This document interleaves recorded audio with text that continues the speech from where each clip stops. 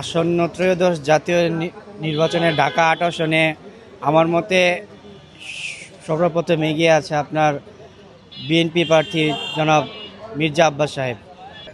আমার দেখা মতে যে ন্যায় এবং ইনসাফের পথে থাকবে আমি তাকে ভোট দেওয়ার চেষ্টা করি ইনশাআল্লাহ।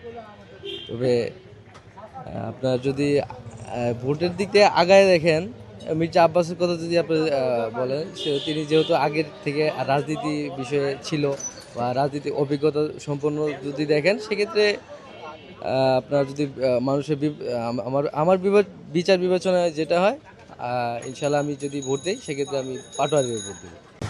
এই আসনের সম্ভাবনা বা প্রার্থী মনে হচ্ছে দুইটাই, এক শাপলাকলি আর হচ্ছে ধানের শীষ, এই দুইটার মধ্যেই এক কন্টেস্ট থাকবে আর কি। আমার জন্মের আগে থেকে মির্জা আব্বাস আমরা দেখি, সে রাজনীতির সাথে জড়িত, বিএনপির সাথে জড়িত, সেই তো আমাদের প্রার্থী। এর চেয়ে ভালো প্রার্থী আমাদের তো আর নাই। ঢাকা ৮ আসনে মির্জা আব্বাসের চেয়ে ভালো প্রার্থী নেই। না, ওনারা আমরা এটাকে আমরা মনে করি না, আমরা তাহলে গণাই ধরে করি না। সে উড়ে জুড়ে বসে কি আমাদের সাথে এটা করলে হবে নাকি? ঢাকা ৮ আসনের সময় প্রার্থী আমার মির্জা আব্বাস। আমরা দেখি আজ 30 বছর থেকে মির্জা আব্বাসের ভোটে, যেহেতু গত 17 বছর ভোট দিতে পারি নাই, এবার প্রথম ভোট দিব মির্জা আব্বাসের ভোট দিব। তো কখনো দেইনি এই 17 বছরে। এবার দেব, চিন্তা ভাবনা করব, যেদিন যাব ওদিন চিন্তা ভাবনা করব কি অবস্থা দেশের, তা ওটা দেখা তারপরে বোঝা যায়।